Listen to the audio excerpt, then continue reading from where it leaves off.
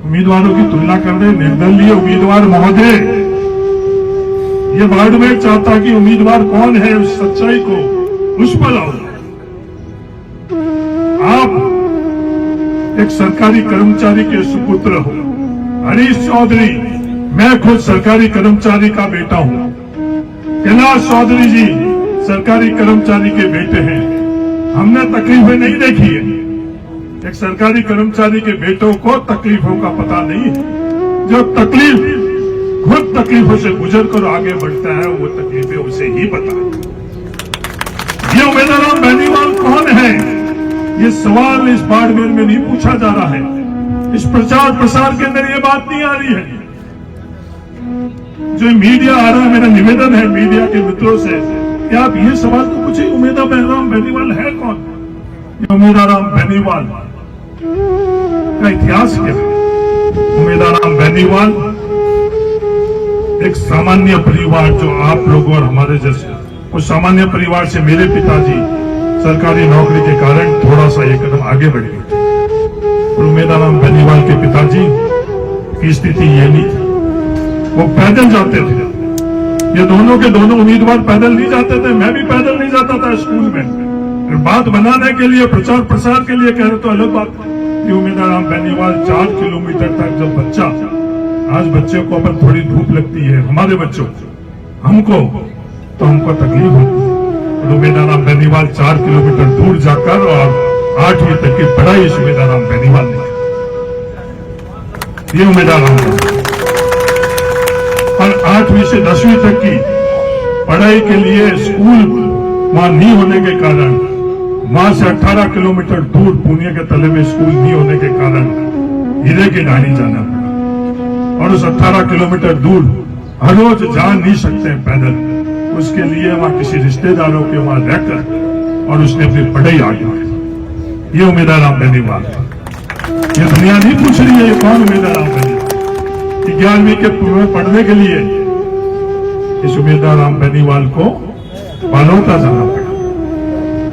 हम तीनों को फीस भरने के लिए, किताबें खरीदने के लिए, रोटी की व्यवस्था करने के लिए हमारे को कोई चिंता नहीं थी, क्योंकि हमारे परिवार ने, हमारे पिताजी ने सरकारी तनख्वाह के माध्यम से वो सब सुनिश्चित किया। पर उम्मीदवार बेनीवाल के लिए ये नहीं, ये बालोता गया पढ़ने के लिए। जब जेब में एक पैसा नहीं था तो इसको मजदूरी करनी थी। ये दुनिया आज कोई नहीं पूछ रही है, दुनिया में कोई बता नहीं रहा। आज मैं पहली दफे बता रहा हूं इस भाटका की पावन धरा पर फकीर साहब के साथ। और वो मजदूरी क्या करी? मजदूरी मोटा राम जी वो फैक्ट्रियों के अंदर की जिगर, टेबल पर बैठिंग तो कितनी मुश्किल होती है। इसकी जाति क्या? इसकी जाति मजदूर है। दुनिया पूछती उम्मीदवार की जाति क्या? उम्मीदवार बेनीवाल की जाति मजदूर है।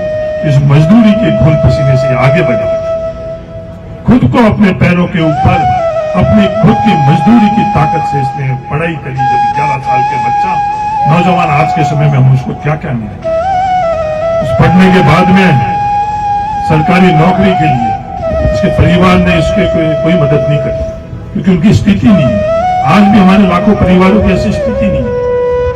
उसके परिवार ने उनको आगे बढ़ाने के लिए आगे बढ़ नहीं पाई, इसलिए इनको जो भी पहली नौकरी मिली, पहली नौकरी किसकी मिली? कांस्टेबल की मिली। पुलिस कांस्टेबल की नौकरी के अंदर जो भी नौकरी के अंदर तनख्वाह होती, मैं उनसे बात करना चाहता हूं, उनको कहना चाहता हूं कि सबसे कम तनख्वाह किसी की है तो पुलिस की, कांस्टेबल की। मजदूरी कर और पहला अवसर मिला तो ये पुलिस के कांस्टेबल की नौकरी। ये उम्मीदवार बेनीवाल, ये कहीं टीवी के अंदर आपको देखने के लिए नहीं मिलेगा। ये करोड़ों रुपए की जो एजेंसी जिन्होंने खर्च करी भी उसमें नहीं मिलेगा। फिर ये सच्चाई है या नहीं है? मेरे बाड़मेर की जनता से ये निवेदन है, सच्चाई तक आप लोग और फिर खुद की हिम्मत से, खुद के जज्बे से इस व्यक्ति ने जो परिवार को पालने के लिए जो पुलिस की नौकरी मिली उसको छोड़कर और ये वहां दिल्ली के अंदर इसने अपना खुद का काम शुरू किया। ये उम्मीदवार बेनीवाल है और वहां से सफर आज उम्मीदवार बेनीवाल आप लोगों के पीछे मेरे सामने लड़ा, मजबूती से लड़ा, पर इसका संघर्ष को मैंने कभी भी इस संघर्ष के ऊपर मैंने सवाल नहीं उठाया।